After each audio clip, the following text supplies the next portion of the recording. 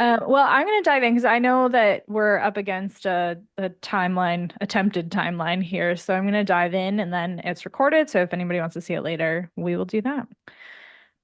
So I'm Danielle Urban. I am the CEO of Cartographer Consulting. That was a recent merger between my own consulting practice and Brian Osa. So we're co-founders of Cartographer Consulting. And my session today is attribution, love to hate it, hate to love it, because I always have strong feelings about attribution. Mostly I hate it.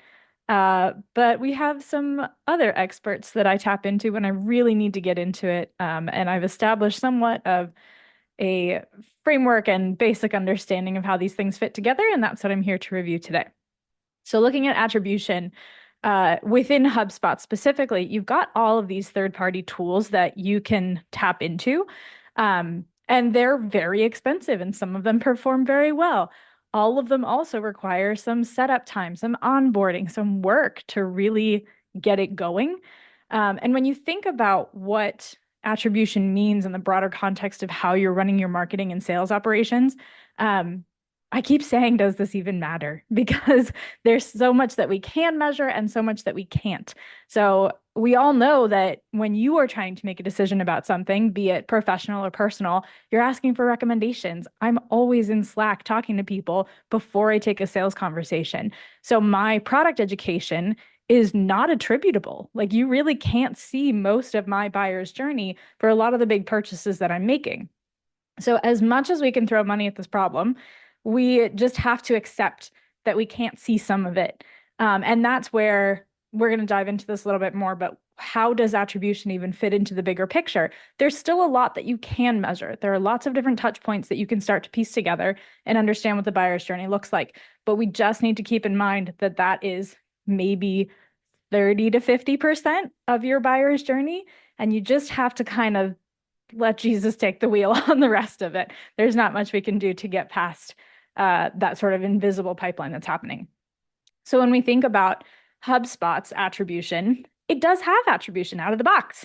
We don't necessarily need those third-party tools, but you're limited with what you have. So when you have any level of subscription with HubSpot, you get some basic information out of the original source. I think they're all called traffic source now. They've renamed them. So original traffic source, latest traffic source, record source, and then form analytics. So the original source we know is the first digital touch point, digital stamp that we can attribute to a contact. Usually that's anonymous. It may be at the same time that they become not anonymous, but original source is usually my fallback when I need to like build something out of nothing.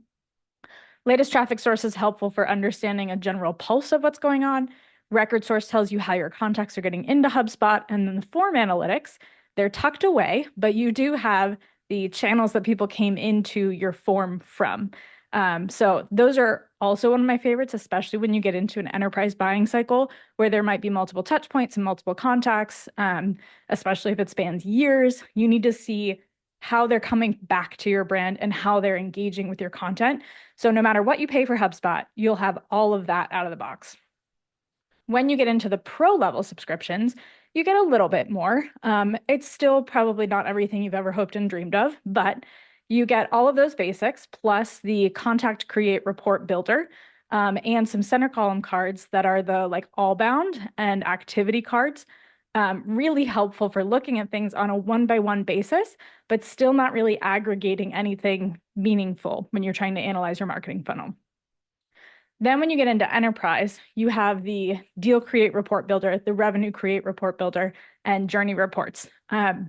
These are great. They're very robust. They're also difficult to understand, especially when you get into attribution with points.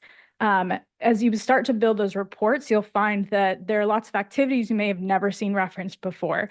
You'll get these numbers that just seem to appear out of nowhere. So in the next slides, I'll look at that a little bit closer, but that's my chief complaint with the additional features you get. So with all the subscriptions you get, looking a little bit closer at the tools that you do get out of the box on there, you get your web analytics history, you get your record source, and you get your submissions by source in each form. You do have to dive into each form one by one to get this level of detail. but it's there. And I'll touch on this a bit later. You do have access to that through the HubSpot API if you want to tie that together somewhere else. When we get into the pro subscriptions, we get our contact create report builder. So this is when you get into those kind of made up points. It's like, whose line is it anyway? All the points are made up and none of it really matters.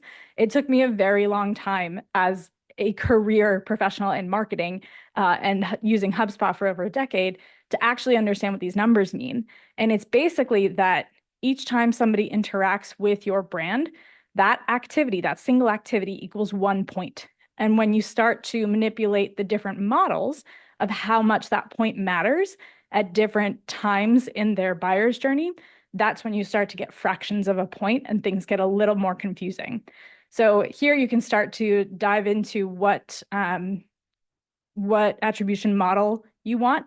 You have all of the different letters, you have the W, you have the U, you have the J, the reverse J. And it really just says it's giving some additional weight to the recency of the activity that they did. This is out of the box. In Pro, you get contact create. So it's looking at the activity someone did before the contact was created. If you can't measure a lot of their buyer's journey, it's just going to look like contacts appear out of nowhere. So this report, again, has to be kind of understood in the greater context of your strategy. Definitely adds value when you understand what it's doing, but you have to make sure that you give some context to it. So in enterprise, we get a little bit more. You can start to look at the revenue numbers and how that breaks out to the various activities. So now you have real numbers instead of made up points. And it comes together a little bit more clearly. But again, we're only looking at part of the journey.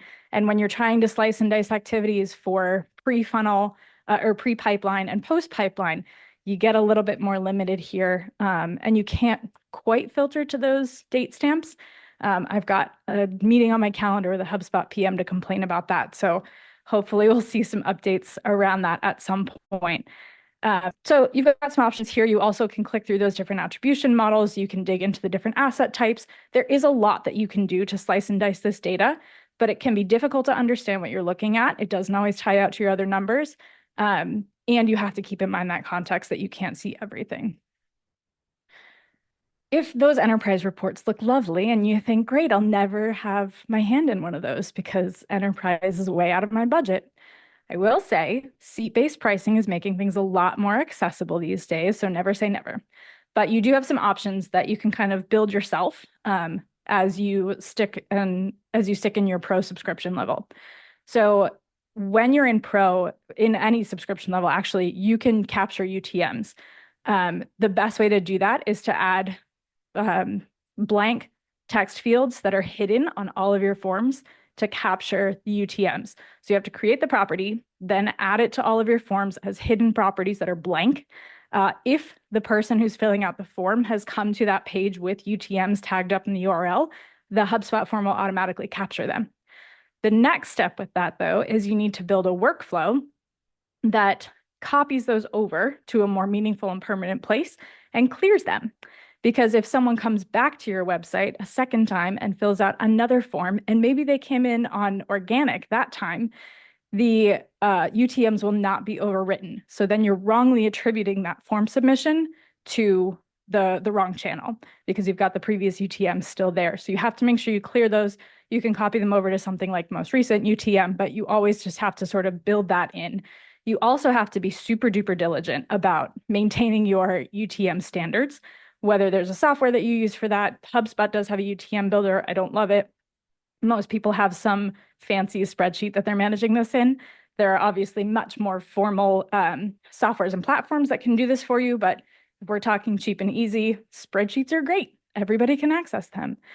And then you can move into looking at form submission sources. So even in addition to the UTM capture, we know that not everything is going to be tagged up. So we can start to understand if those forms are getting submitted and we're capturing UTMs, maybe there's one without UTMs.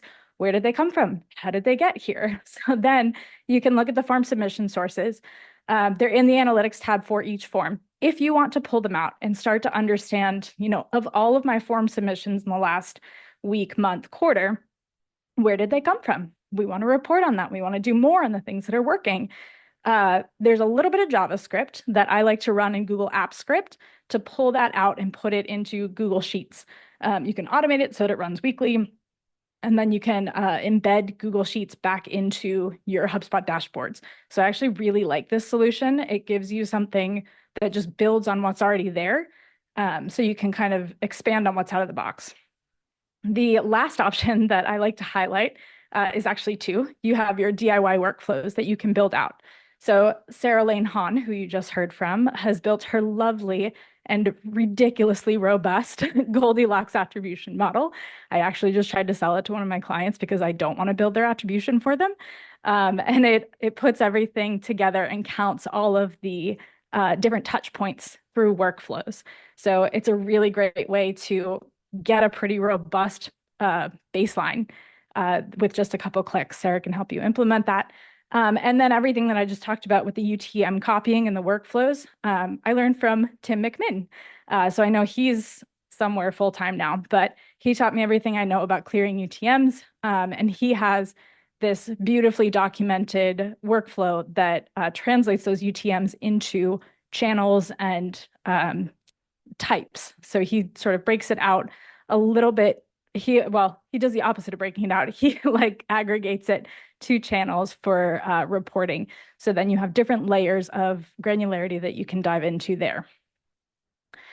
So when you're trying to decide what you actually want to move ahead with, you really have to take the step back. And this is where, what I think it was Matt was saying about running effective meetings really comes into play. You need to ask people, why do you want this? Where does it live? What are you trying to measure? And then as you get those answers, keep asking why. Dive deeper and deeper and try to figure out like, okay, well, marketing wants to know if their budget is working. And then sales wants to know if the marketing leads are going anywhere. So everybody needs to know how many deals are getting created from marketing channels. Marketing wants to know where they're coming from. Everybody wants to know how much money they're making. And you're not going to get to that until you ask enough questions to build a complete picture. And then once you finally feel like you have it all pieced together, it starts to matter on what you measure. So you've got deal versus revenue attribution that you could measure. You've got cross-object reporting considerations that you'll have to think about as you choose a model to implement.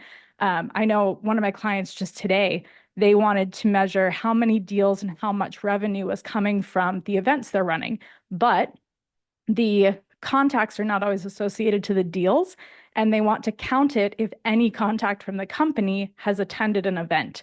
So I had to do some funky filtering to get all of the contacts rolled up to the company and then look at companies across deals. So that is actually pretty standard, I've found, with a lot of, especially startup SaaS companies, because they feel like that influence, especially the enterprise level, goes much more beyond that single interaction, that single contact. So that will factor into how you measure things and how you build it. And then you want to think about campaign influence, especially in those longer sales cycles with enterprise SaaS. You'll have multiple touch points. When you need to figure out what those touch points mean, is it a yes, no? Is it weighted? How do you measure pre-pipeline versus in pipeline? Is there any kind of cross-sell, upsell marketing that you want to do post-close? So where and how you measure that and what that campaign influence means will also determine how you implement this. And then multi-touch attribution visualization, which is a mouthful, but really understanding how you need to convey this information back to people. Like I said before, you get the center column contact cards, and those are great on a contact by contact basis. Even at a company level, you can see how many things happened over some time frame. But if you're a marketing team trying to make decisions about how you want to scale that, you can't go contact by contact. So you've got to figure out a different way to aggregate that information. And that's where, choosing the right model to serve that need and communicating that effectively really matters. So does it even matter though? I was saying to everyone, this is probably my favorite slide I've ever created because I'm constantly fluctuating between measure everything, get super granular, build the model that answers all the questions, figure out how $1 turns into $3 every time you spend it. And then there's the other side of me that's like, well, That's not how I buy things. I talk to people. It's in Slack. I'm not even going to visit their website because I know they're going to start retargeting me. So when you start to understand that context of you can get so specific in how you measure things and how you build out your attribution reporting, you still have to think about how big of the journey how big of a piece of the journey that really is. And you still need to do those air cover activities that you can pretty much never measure.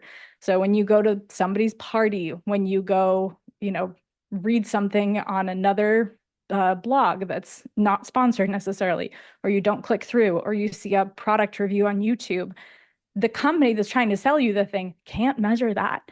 And so when you as a marketer are trying to decide the marketing activities that you want to prioritize in a quarter or a year, you still have to think about those kind of air cover demand gen activities. They're a step below branding, I'd say. So you're going beyond brand awareness and recognition, because you're still telling everyone about your product, but you just kind of have to launch it out there and hope for the best. So I always like to try and keep that in check. And yeah, that's my presentation today. So I hope everyone learned something. I think we've got a few minutes for questions if we wanted to dive in, but also it just looks like some friends that I can hang out with. How's everyone doing?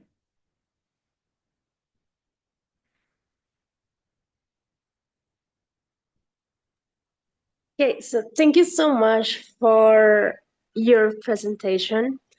I choose this group because I'm a I administrate a HubSpot account, but I just got a new job in marketing administration. So I want to go deep into marketing prospect because I was in the other industry, and I just wanted advice. Yeah. What I should put my eyes on the new features that maybe as an admin account I didn't see just for marketing. So the role I will be doing is I have to manage the marketing tip into campaigns for customers. What type of customers I don't have. Um, I don't know yet, but so yeah, just a suggestions. I want to learn from experts like you. Yeah, so are you primarily managing like life cycle marketing post sale, or are you covering the full funnel with your work? Primary, I was 2 years in a company who just got HubSpot into the company, so I was feeling a lot of hats. Yes, we all do. We've all been there. Yeah, I think there are lots of different ways to do things. And when it comes to the new features, they're hard to keep track of. And especially when you don't have context around that, how that might be used, it can be really tricky to figure out if it's just a shiny new object that you want to go play with, or if it's something that will actually change the way that you work. And you sort of just have to keep a pulse on it and find your favorite influencer to follow. So I know Casey Hawkins has been doing a lot on lead scoring lately and doing the daily updates with Chris Carolyn, to review all of the releases that came out that day because it truly can be daily. And then Kyle Jepson and Max, I'm forgetting his last name, but they do their morning show on Mondays to review the week's latest releases. And I do find that they are able to give some context and sort of talk through how you might use things. But really, when it comes down to it, it's best to just figure out how to do your job with what's in front of you because it's the thing that you understand best. So as much as you can try to pay attention and keep up with things, you still need to build a system that works for you and your organization.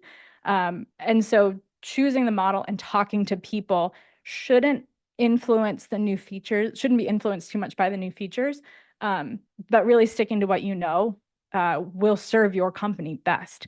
And so when it comes down to, choosing the different stages of the funnel that you're marketing to, there are different ways to measure that. I tell everybody about how I love scoring and I want to build a like pipeline activity score for marketers.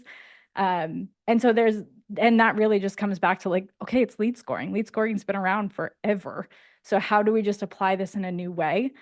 Yes, there's a new lead scoring app, and we all have to learn that because the old one's going away in August. But still, it's the basic marketing function that we've always had. It's just kind of applying it in a different way. So we're always here to bounce ideas off of. If we're not in Profoundly, I'm in Sprocketeer. I'm on LinkedIn way too much. So we're here to help. Reach out when you need it. No, I thank you so much, Danielle. Thank you so much. Yeah. Josh or Madeline, do you know what time the session's supposed to go to? Yes, 12:40, I believe. All right, look at me right on time. Any other questions or thoughts? Fight me about this.